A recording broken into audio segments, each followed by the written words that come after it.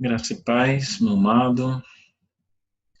Hoje nós vamos dar continuidade àquele tema, né?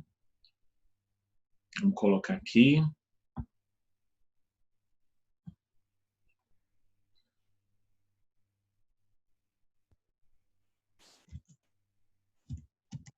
Como ouvir a voz de Deus.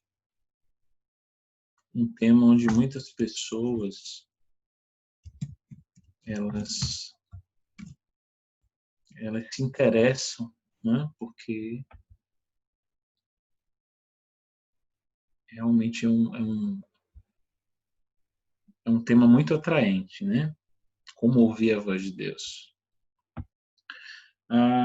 Nós enfatizamos na primeira parte dessa série sobre o cuidado que a gente precisa ter para ouvir a voz de Deus, né?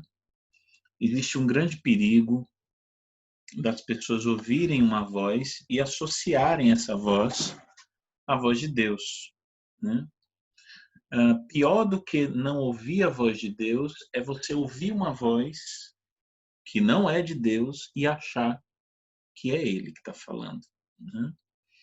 Na verdade, pode ser a voz da sua própria consciência, pode ser a voz das suas emoções, pode ser a voz do diabo, pode ser a voz da conveniência, né? Podem ser inúmeras vozes. E isso a gente falou bastante na primeira parte. Outra coisa importante que a gente falou é que a voz de Deus nem sempre é uma voz, né? A voz de Deus ela não está presa a uma voz. Ela não se restringe a um som vocal. A voz de Deus ela pode chegar até você de várias formas. A minha voz ela pode chegar até você de várias formas. Eu posso falar para você diretamente, olho no olho. Eu posso mandar um recado para você através de alguém. Eu posso falar com você através de um celular. Eu posso falar com você pelo WhatsApp. Então, eu posso falar com você por meio de uma carta, por meio de um e-mail. Porque mais importante do que ouvir a voz de alguém, né, como eu disse na outra palavra, mais importante do que você decifrar como é o som da voz de alguém, é você conhecer a vontade dessa pessoa, né? E com Deus a mesma coisa. O mais importante não é saber se a voz dele é grave ou aguda. O mais importante é conhecer a vontade de Deus. É saber o que ele pensa a meu respeito, a seu respeito. E a gente disse na, na ministração passada que existem várias formas que Deus usa para se comunicar com a gente, né? E nós falamos na primeira parte sobre duas formas de Deus comunicar com a gente. Uma é a voz audível de Deus, né? Então nós já falamos dessa parte, né?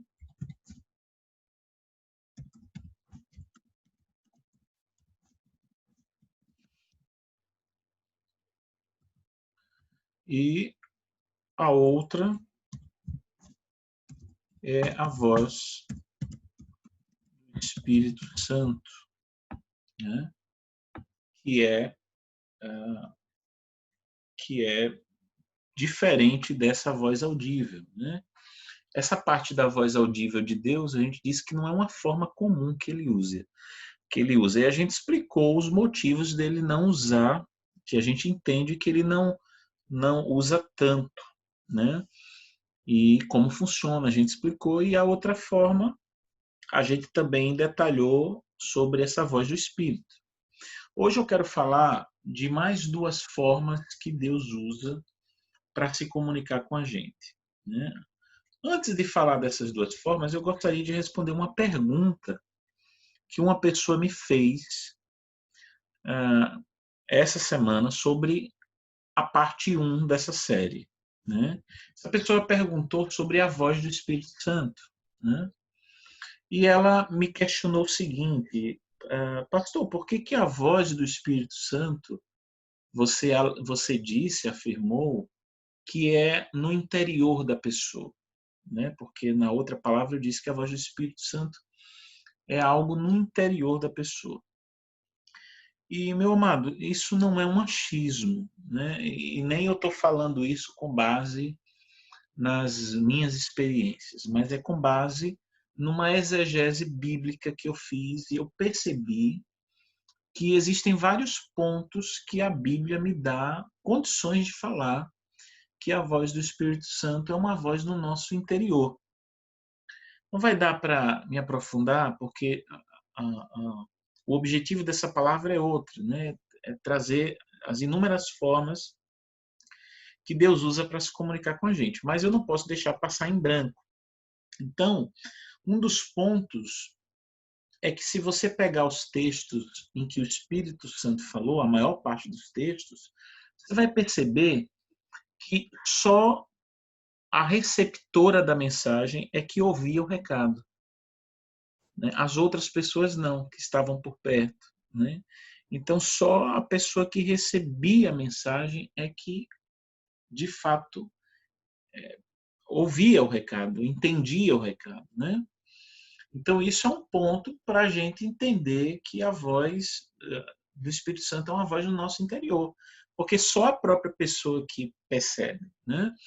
Outro ponto é que, se a Bíblia enfatiza que o Espírito Santo habita em nós, ou seja, dentro da gente, nós somos templo do Espírito Santo, então essa voz não vem de fora. Se ele está dentro de mim, ela não vem de fora, ela surge de dentro, né? Do interior. Então, um outro ponto, quando Jesus se referiu ao Espírito Santo, ele não disse que rios de água viva chegariam ao nosso encontro. Ele disse: do seu interior fluirão rios de água viva. E o versículo 38 de João, capítulo 7, afirma que Jesus se referia ao Espírito Santo, né?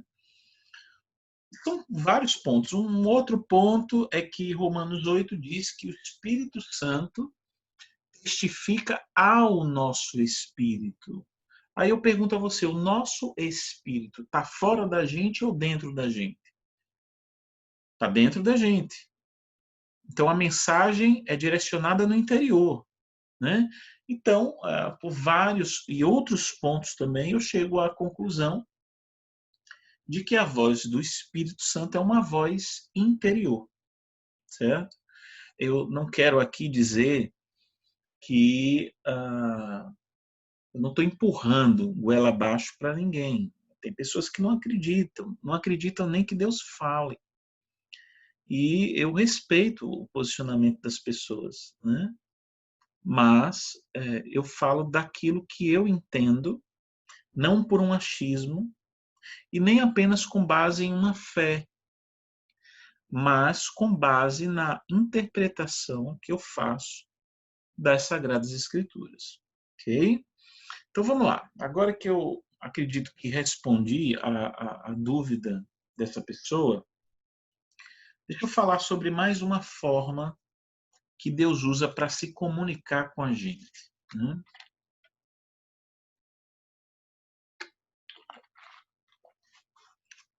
E eu vou ler aqui um texto rapidinho em 1 Tessalonicenses,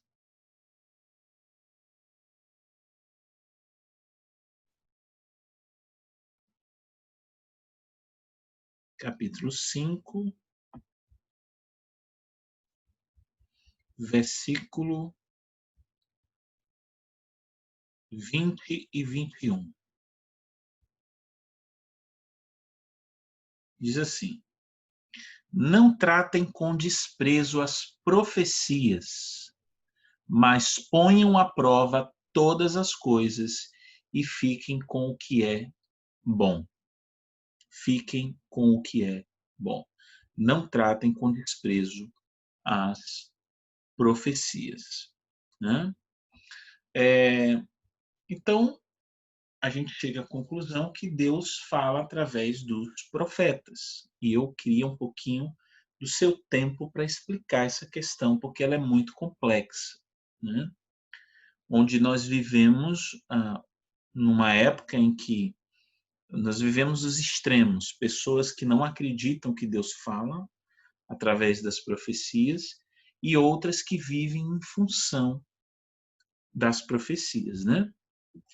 Então Deus, ele realmente pode enviar um profeta até você para você ouvir a voz de Deus, uma resposta de Deus. Isso é uma realidade. Agora, o perigo é que algumas pessoas acham que essa é a única forma que Deus usa para falar com elas, né? E aí ficam andando de igreja em igreja, de culto em culto, onde tem um profeta, eles estão lá. Ô irmão, ore por mim, ó, preciso que Deus fale comigo, preciso de oração. Fecha o olho aí, lança uma palavra aí para minha vida. E muitas vezes, depois da oração do profeta, a pessoa sai mais confusa do que quando chegou, né? E isso é um perigo porque muitas pessoas estão tratando a unção profética, a palavra profética, os profetas, como se fossem videntes, como se fossem cartomantes. Então, são pessoas muito místicas que vão em cultos com a finalidade de fazer o que faziam quando frequentavam os búzios, tarô, cartomante, apenas mudou a palavra de cartomante para profeta, né? Então, não entre nessa, né? Na maioria das vezes, na Bíblia, não era a pessoa que ia atrás de um profeta, mas era o profeta que ia atrás da pessoa quando Deus mandava. Você não deve ser guiado pelos profetas. Você deve ser guiado por Deus. Hã? Quanto mais viciado você fica em profecias, mais sério a coisa fica. Profecia, meu amado, é uma forma que Deus usa para falar com você, mas não é a única forma que ele tem. Não é a única opção. A sua dependência não tem que estar na forma que Deus usa para falar com você. A sua dependência tem que estar em Deus. Profecia é muito bom, mas muito melhor é o Deus dessa profecia, que você precisa se relacionar, que eu preciso me relacionar. E se você soubesse de fato que é uma profecia, você não ia ficar pedindo profecia. Geralmente, amados, quando uma profecia era proferida na Bíblia, algum reboliço acontecia para que essa profecia se cumprisse. Tem gente que acha que profecia é como se fosse um ingresso ou um vale-bênção, né? Não tem vale-refeição. Então, profecia, muitas pessoas tratam como um vale-bênção. Na verdade, a profecia ela serve para te dar um norte, mas toda profecia, meu amado, exige de você um alinhamento, uma preparação, um posicionamento, e geralmente todo posicionamento vem pela dor. Porque se Deus ele está esperando de você um posicionamento, é porque você está fora da posição. Concorda comigo? E se você está fora da posição, para se posicionar não é fácil, gera dor, gera desconforto. Você ter que sair da sua zona de conforto vai gerar um desconforto, né? Então, profecia é bom, mas não limite Deus, ele fala da maneira que quiser. E eu vou dizer uma coisa, nunca esqueça disso. Se você é viciado em profecia, preste bastante atenção. E você não precisa expor para ninguém, você sabe se você é ou não. Mas se você é viciado em profecia e toda vez que você vai num culto de oração, uma pessoa sempre te dá uma profecia, eu garanto a você que é bem provável que todas essas profecias sejam falsas. Sabe por quê? Porque se Deus sabe que você tem esse vício de profecia, com certeza ele não vai falar com você por profecia. Para quê? Para não alimentar o seu vício.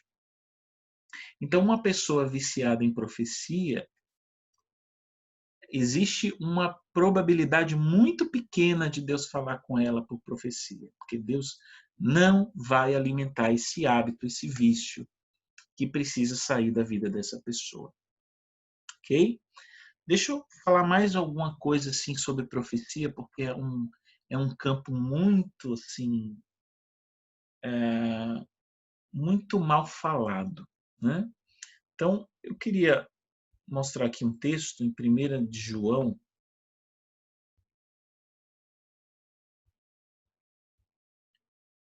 Cadê? 1 de João 4, versículo 1. Diz assim, ó: Amados, não creiam em qualquer espírito, mas examinem os espíritos para ver se eles procedem de Deus, porque muitos falsos profetas têm saído pelo mundo. Então aqui está falando de falsos profetas. Né? Realmente uma das formas que Deus fala com a gente é através dos profetas. Mas a Bíblia diz que a gente precisa tomar muito cuidado com os falsos profetas. E muitos de nós pensamos que a característica de um falso profeta é o falso profeta chegar para você e dizer assim: amanhã eu profetizo que esse poço seco ele vai transbordar de água. E para nós, se no outro dia o poço amanhecer transbordando de água, ele é um profeta verdadeiro. Agora, se amanhã o poço permanecer seco, para nós ele é o quê? Falso profeta. É que nem aquela pessoa que lança uma profecia, aí você diz, se a profecia se cumprir, a pessoa é um profeta verdadeiro. Mas se não se cumprir, ele é um profeta falso. Agora, me desculpe a sinceridade, meu amado, mas essa é uma visão muito superficial que nós temos sobre falsos profetas. E essa é a razão por que somos tão enganados. Nós só pensamos no falso profeta de Deuteronômio 18, 22. Aqui em Deuteronômio 18, 22, o que é que diz? Ó, Deuteronômio 18, 22, olha o que é que diz.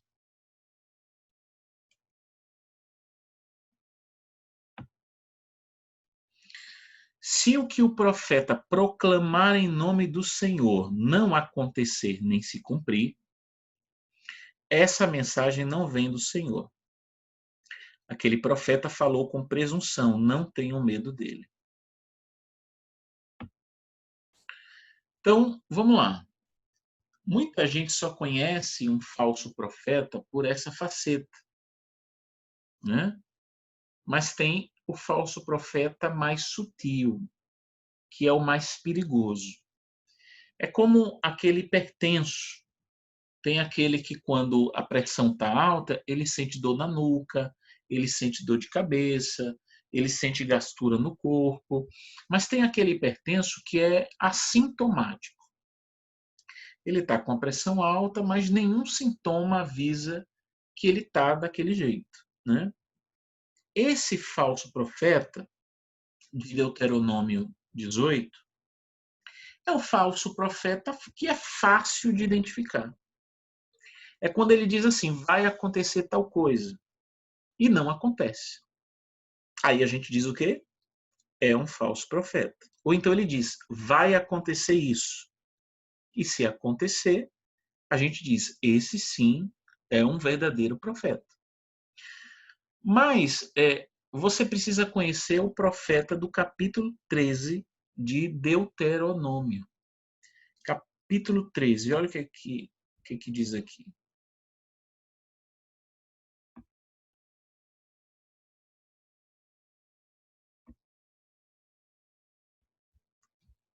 Deuteronômio,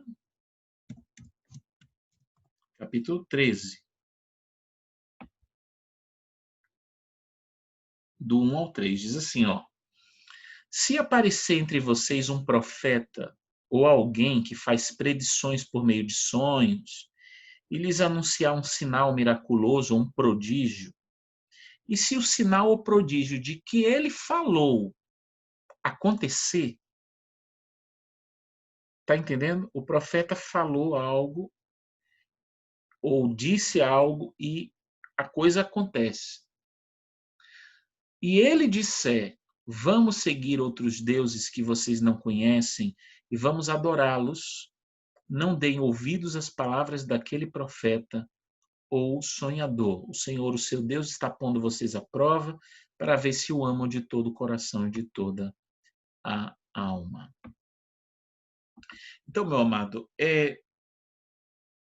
Deus diz: e acontecerá que quando se levantar um profeta no meio de vocês e ele anunciar um sinal, um milagre, e o milagre acontecer. Então veja que esse falso profeta, na nossa concepção, ele não é um falso profeta, porque ele diz: amanhã o poço vai se encher. E no outro dia a gente está na beira do poço para saber se vai se cumprir, e de repente o poço enche e transborda. Aí a gente diz: rapaz, esse cara é um homem de Deus. Por quê? Porque ele profetizou, e o que ele profetizou, o que foi que aconteceu? Se cumpriu. Então, o falso profeta, ele não é conhecido se o que ele fala acontece ou não. Porque tem muitos falsos profetas que falam que vai acontecer e acontece. E acontece. Ah, é porque ele conhece o futuro? Não. O diabo ele não tem o poder de prever o futuro, mas ele tem o poder de desenhar o futuro de alguém, se esse alguém der lugar.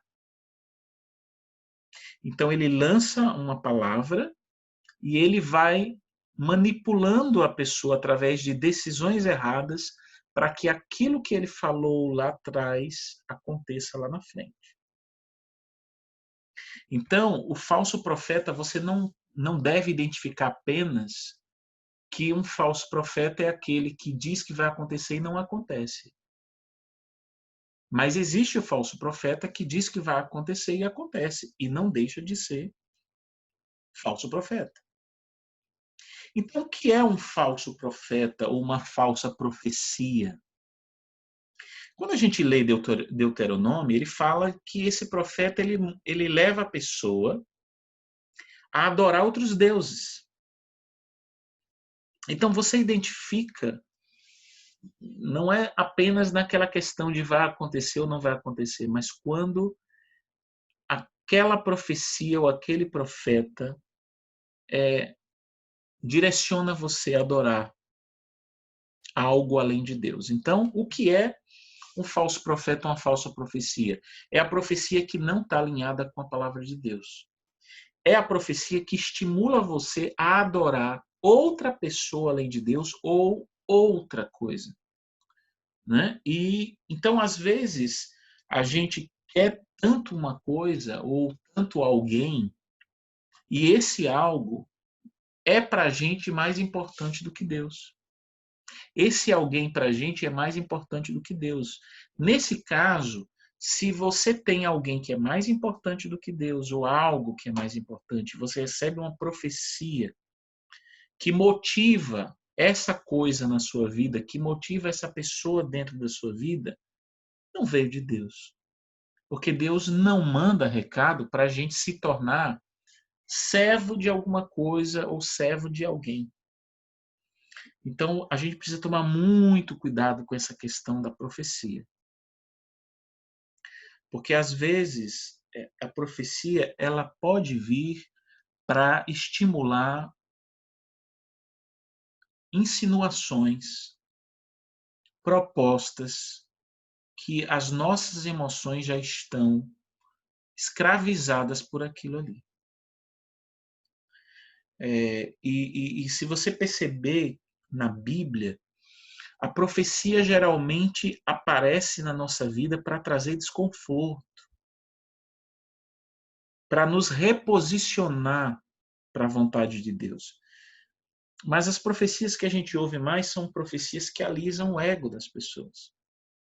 Profecias não para que as pessoas se sintam desconfortáveis e se reposicionem, mas profecias para que elas continuem se sentindo confortáveis no lugar que Deus não quer que elas estejam. Então você precisa tomar muito cuidado. Deus fala através de profecias? Fala. Geralmente, quando eu recebo uma profecia, eu não peso a profecia pela beleza da profecia. Você é o meu filho amado, eu vou te usar. Não, eu não me prendo muito aos elogios que vêm de uma profecia, mas ao conteúdo, à essência. O que é que aquela profecia está me passando?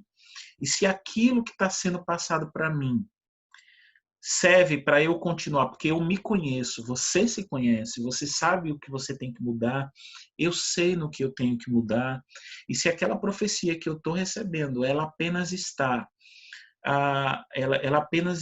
atrasando a minha cura, atrasando a vamos dizer, a minha restauração, apenas está aliviando o meu ego, alisando o meu ego, eu sei que não é de Deus.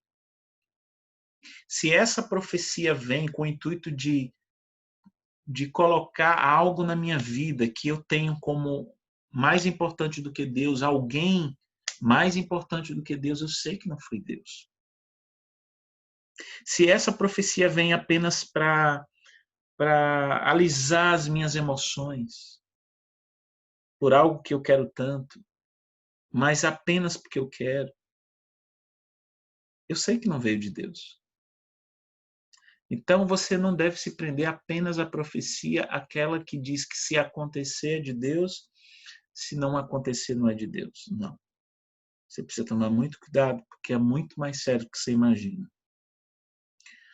Agora, eu queria, já que a gente está falando de profecia, eu queria passar um recado para as pessoas que têm o dom de profecia. Eu acredito muito no dom de profecia, mas eu acredito no dom de profecia como a Bíblia ensina.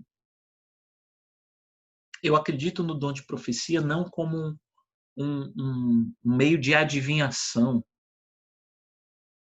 Aquela coisa ridícula que alguém diz assim, eu digo, meu filho, qual o seu problema? Posso lhe ajudar? Não, não vou lhe dizer nada, pastor, ore por mim antes, né? Que se Deus quiser revelar, isso não é profecia. Isso é teste com a pessoa. Não é assim que funciona. A verdadeira profecia, ela edifica, e edificar a gente precisa entender que a gente tem um hábito de achar que a palavra edificar é consolar. Existe a palavra consolar para a profecia? Sim. A profecia pode consolar. Mas edificar, entenda como um edifício sendo construído que precisa ter suas bases bem seguras. E para que tenha uma base bem segura, é necessário que haja uma correção na base. Não existe profecia sem. Não há necessidade de uma profecia se tiver tudo ok na sua vida. Se você tiver 100%. Né?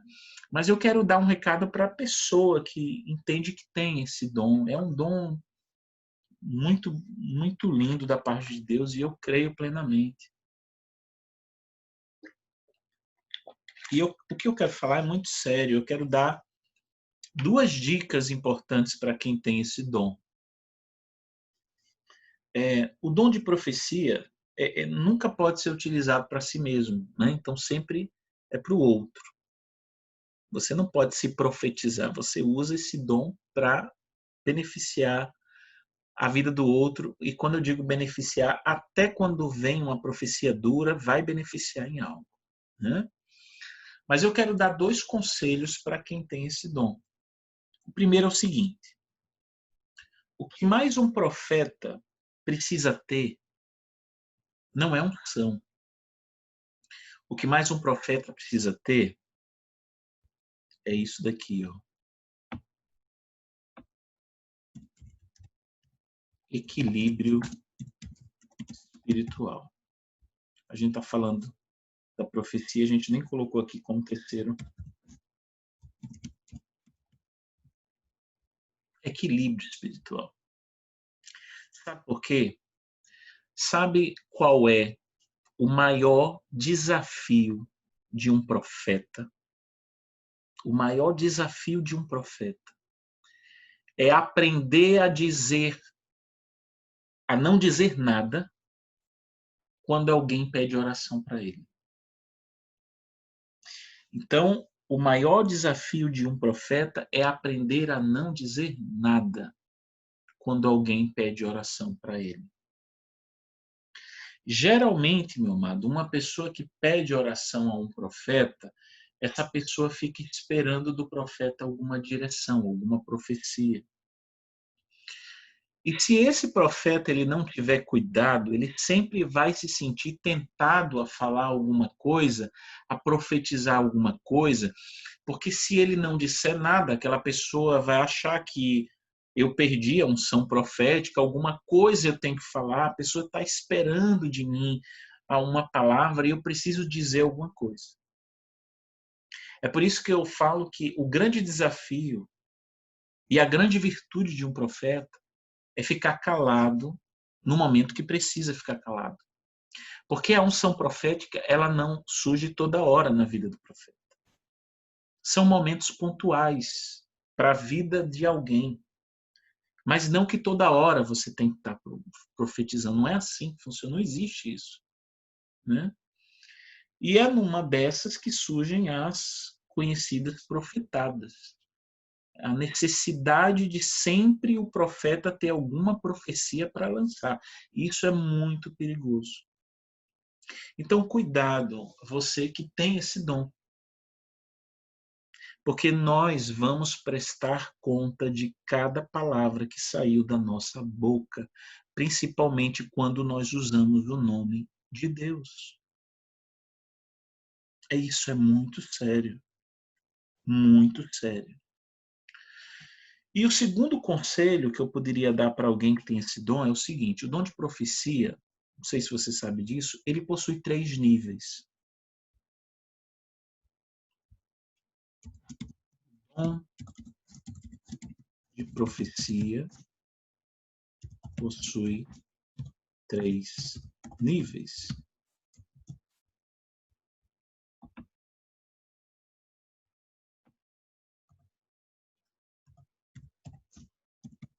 Revelação,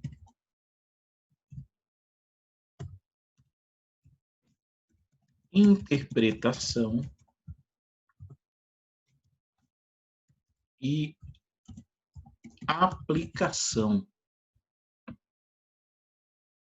Revelação, interpretação e aplicação. Se você analisar, fizer um estudo profundo dos profetas da Bíblia, Isaías, Ezequiel, Jeremias, os profetas menores, lá no Novo Testamento também, Ágabo, Paulo e outros, você vai perceber que essa sequência existiu na vida deles. O que é isso, esses 3 níveis no dom de profecia? Revelação, interpretação e aplicação. A revelação é o primeiro nível do dom de profecia. O que é essa revelação? Revelação é a informação crua da comunicação de Deus. Informação crua, ou seja, nem mais nem menos. Do jeito que você viu, você tem que falar. Você não tem que desenhar, você não tem que florear, você não tem que acrescentar. Aquilo que você viu, você passa de forma crua e não fala mais nada. Por exemplo, Deus me mostrou uma cesta na mão de Dona Maria. Então, nesse nível, eu não posso falar mais do que isso. É a informação nua e crua da comunicação de Deus. Eu só posso falar o que eu vi e acabou, não falo mais nada. O perigo do profeta é querer acrescentar para ficar bonita a profecia. grande parte dos problemas que eu tive com alguns alunos, eu não tenho escola de profeta não, viu, gente? Quando eu dava a aula de teologia nessa área aí de dons ministeriais, de dons espirituais, a gente tratava muito dessa parte. E eu tive alguns problemas com alunos que tinham o dom de profecia, e o problema que eu tive não foi por causa de profetada, não foi porque eles não tinham o dom, não foi porque eles não foi porque o que eles receberam era uma mentira. O grande problema, preste bastante atenção nisso, é que eles receberam a informação profética correta, mas foi no nível 1, no nível da revelação, onde você só deve entregar a mensagem do jeito que recebeu. Mas só tem a palavra nível 1, nível 2, nível 3 na Bíblia? Não tem. Eu uso esse termo nível 1, nível 2, nível 3 para você compreender melhor. É mais didático, certo? Mas se você estudar a história, a forma como os profetas eles eram usados por Deus, você vai perceber que eles começavam nesse nível, como Isaías. Eu vi um trono, um sublime trono, e nesse trono tinha anjos, tinha seres que tinham duas asas cobriam o rosto, duas asas que nos pés. Mas você veja que era crua, ele falava e era aquilo ali, pronto. Depois você vê uma mudança na forma de Isaías utilizar as profecias, né? Então, o grande problema é que alguns profetas recebem informação profética correta, mas é do nível 1, no nível da revelação, onde você só deve entregar a mensagem do jeito que recebeu. O grande problema desses alunos que eu tive é que eles receberam a informação crua da comunicação de Deus e tentaram interpretar o que viram. Tentaram ir para o nível 2, o nível de interpretação, quando Deus, na verdade, só tinha dado o nível de revelação. Eu já cometi um erro assim. Um belo dia, eu cheguei para um rapaz num culto há muitos anos. Gente, isso daí tem mais de 15 anos. Novo, tinha recebido esse dom desde criança. Desde criança, gente. Eu ia aos cultos com minha avó e eu não conseguia entender como funcionava, mas eu estava lá com o pessoal, as pessoas orando e aparecia algo para mim. Assim, eu via algo direcionado a alguém, a alguma pessoa, e eu falava, e realmente era interessante que a pessoa acabava se identificando, eram coisas muito particulares. E um belo dia eu cheguei para um rapaz num culto e debaixo de uma unção profética, e eu disse assim: jovem, Deus me disse que vai te usar no ministério de música. Você foi chamado para ser um cantor. Veja lá. Eu disse: jovem, Deus vai te usar no ministério de música, você foi chamado para ser um cantor. Agora, você me pergunte, o que foi que eu vi naquela revelação? Eu vi, eu estava com o olho fechado e eu via várias notas musicais cercando o rapaz. E aquelas notas elas iam crescendo, crescendo, aumentando de tamanho, assim e brilhava, era uma coisa assim bem bonita. Então eu recebi essa revelação. E qual era o meu papel ali? Era passar o que eu vi. Porque o nível que eu recebi ali de profecia, de dom de profecia, era um nível só de revelação. Apenas aquilo que eu vi eu passasse. Mas não, o que foi que eu fiz? Eu acabei supondo que aquele rapaz tinha um chamado para cantar ou tocar para Deus. Mas, na verdade, ele não tocava nada, não tinha dom para cantar nada, não tinha chamado para nada. A verdade toda, meus amados, é que eu descobri depois que ele era proprietário de uma loja de instrumentos musicais. Na verdade, aquilo que Deus mostrou para mim estava correto. A revelação estava correta. O que Deus mostrou para mim estava certo. Era só passar o que eu vi, não acrescentar nada. Então a revelação estava correta. O que estava errado era a interpretação. Porque Deus não tinha me dado esse nível profético de interpretação. Eu não tinha aquilo ainda. E por conta de um vacilo desses, você pode ser acusado de entregar uma profetada. E uma revelação profética mal interpretada pode causar muitos danos na vida de alguém que está recebendo essa palavra.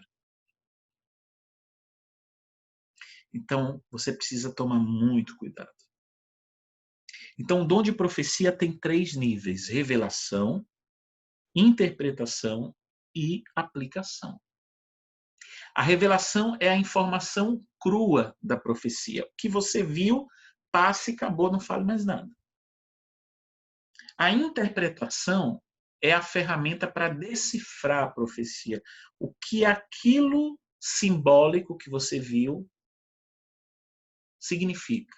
É a interpretação. Que nem sempre uma profecia vem junto à interpretação. E a aplicação é o nível onde você ensina como a pessoa deve colocar em prática aquela coisa que você viu. Né? Como ela deve agir. É a aplicação. Existem profecias que vêm com os 3 níveis: informação, a interpretação e a aplicação. Agora, atente para uma coisa, meu amado. Geralmente, Deus nunca começa dando os 3 níveis para uma pessoa. Ele primeiro vai testar a pessoa no nível 1. A vida espiritual, a vida com Deus, você não começa lá em cima, você começa por baixo. E você vai sendo testado, sendo aprovado, testado, sendo aprovado. Então, ele primeiro vai testar a pessoa no nível 1, para a pessoa ir se familiarizando com o dom, obedecendo aos comandos de Deus. E uma vez que essa pessoa que é portadora desse dom, ela é muito obediente ao Senhor, ele vai acrescentando um novo nível, um nível de interpretação, porque essa pessoa ela é confiável, e aí depois vai chegando até o nível de aplicação, né? Só depois de um bom tempo é que Deus libera os outros níveis. Então, resumindo, uma forma de Deus falar com a gente é através da profecia. Muito comum, mas tenha muito cuidado ao receber, para que você não caia nem no engodo do diabo e nem numa vontade apenas sua, onde você tudo que recebe de profecia você já vai direcionando para aquilo que tanto você quer. Tem gente que é assim. Às vezes uma pessoa recebe uma profecia, a profecia nem diz nada sobre isso, mas a pessoa pensa que é sobre aquilo, porque ela está tão focada, fixada no desejo que ela tem, que tudo sempre é direcionado para aquilo. Tenha muito cuidado. Não contamine esse canal de Deus para a sua vida, porque se você contaminar e não souber receber uma profecia, dificilmente Deus vai falar novamente com você por esse canal, por esse meio, ok? E eu vou falar só mais outra maneira de Deus falar com a gente, né?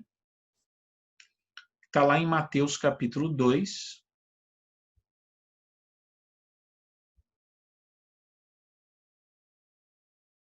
Mateus capítulo 2.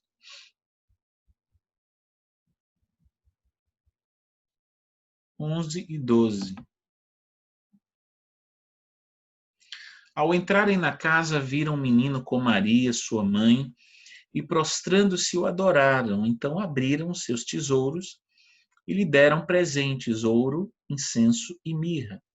E tendo sido advertidos em sonho, para não voltarem a Herodes, retornaram à sua terra por outro caminho. Ok? Então, vamos colocar a quarta forma que Deus usa para falar com a gente. Sonhos. Sonhos. Né? Então, será que você sonha muito? Você é uma pessoa que sonha demais? Tem pessoas que sonham todos os dias. Eu, particularmente, sonho muito pouco. Né? Sonho muito, mas quando sonho,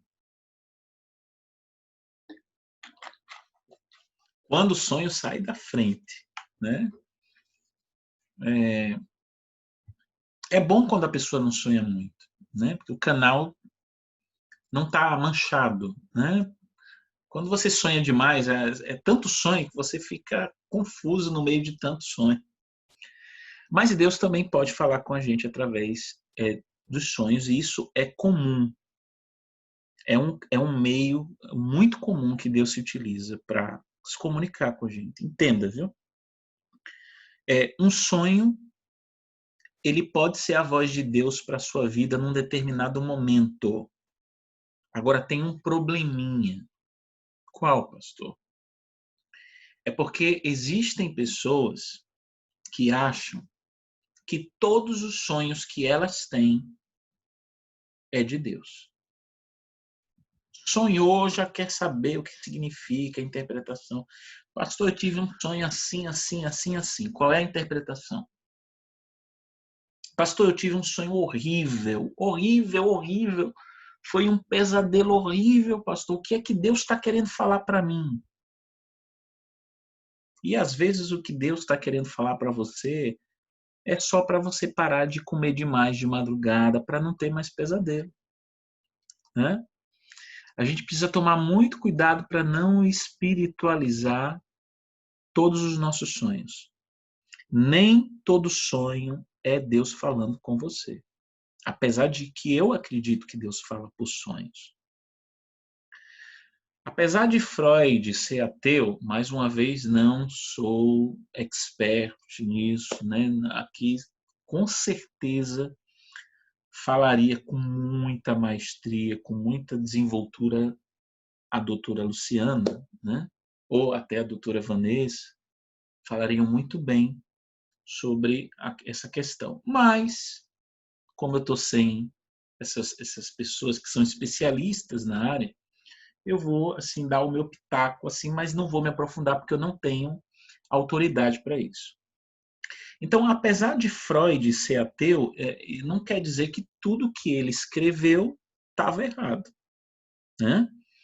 Eu li um livro de Freud há muitos anos, chamado, até vou colocar aqui o nome do livro, A Interpretação dos Sonhos.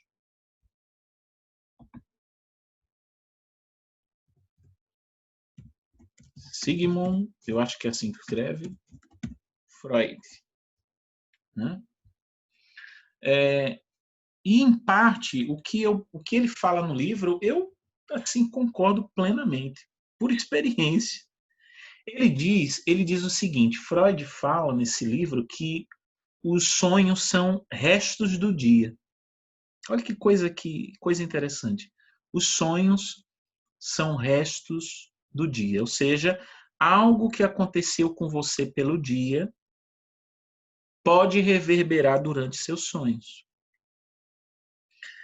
Por exemplo, se uma pessoa teve hoje uma experiência marcante, a chance dessa pessoa sonhar com essa experiência é muito grande. Porque o sonho geralmente é resto do dia. São os restos que ficam aqui na memória. Né? Por exemplo, se você for atacado por um tubarão, é provável que você sonhe com tubarão. Né? Mas como a gente não tem todo dia experiências tão fortes como ser atacado por tubarão, então os nossos sonhos passam a ser uma mistura de um monte de coisa, uma salada de frutas. Aonde eu quero chegar? Quando você não tem todos os dias experiências marcantes, então o que vai acontecer é que seu sonho pode ser uma salada de frutas, porque é uma coisinha que aconteceu que não tão importante, mas a soma disso tudo se transforma em sonho. Por exemplo, também, se você assistir um filme antes de dormir, pode ser que você sonhe com alguma coisa referente ao filme. Semana passada eu sonhei que eu estava na Inglaterra, no Palácio de Buckingham, falando com a Rainha Elizabeth. Né? Agora, por que eu sonhei? Será que eu vou para a Inglaterra? Será que Deus vai me dar a oportunidade de falar com a rainha, alguma mensagem dele? Não. Eu estava assistindo a série The Crown, ou The Crown, da Netflix, né? Só isso. Eu assisti, fui dormir, aquilo ficou na minha memória, ficou dentro ali, reverberando, e acabei sonhando, achando que... Então, às vezes, outra coisa, uma coisa também, aí Freud não disse, mas aí eu garanto a você isso daí. Se você, às vezes a pessoa ora tanto por uma coisa, não sei se já aconteceu isso com você, você ora tanto por uma coisa e fica com aquilo na cabeça o tempo todo, com aquilo na cabeça, que quando você vai dormir, você acaba sonhando com aquilo. E aí quando você sonha, você acha que aquele sonho é um sonho de revelação. Quando na verdade não é. É o que Freud disse, são restos do dia. Você sonhou com aquilo que tanto você orou, com aquilo que tanto você ficou pensando. Né? Uma outra coisa, existem os sonhos naturais, né, que são esses dos restos do dia, mas existem também os sonhos sobrenaturais. Os naturais, a gente já disse o que é, só que a gente precisa tomar muito cuidado com os sonhos que são sobrenaturais, porque pode ser de Deus e pode não ser de Deus e nem restos do dia. Podem ser sonhos de origem demoníaca. Também pode. Por isso que você pode até achar que é uma bobagem que eu vou falar. Mas todas as vezes que você for dormir, consagre a sua alma ao Senhor. Pai, eu entrego a minha mente, a minha alma, eu entrego as minhas emoções. Eu entrego totalmente os meus pensamentos ao Senhor. Que quando eu estiver dormindo, que só o Senhor possa tocar nessa mente, só o Senhor que possa mexer nos meus sonhos. É uma oração que você pode achar uma bobagem, mas ela é muito importante, porque na hora que você dorme, você está flat, você está como se num estágio meio que, vamos dizer, vulnerável. Você está num estágio vulnerável, você não está tendo controle, você não está acordado. E, e é importante você apresentar ao Senhor, né? Porque você vai fechar os olhos e você não vai ter a consciência tão clara das coisas como você tem quando está acordado. E geralmente um sonho de ordem demoníaca, ela tem o objetivo de levar você para bem longe dos propósitos de Deus. São sonhos que estimulam tudo que Deus não quer que você faça. E também são sonhos que têm o objetivo de amedrontar você, que é onde entra a opressão maligna. Você ficar com medo. Né?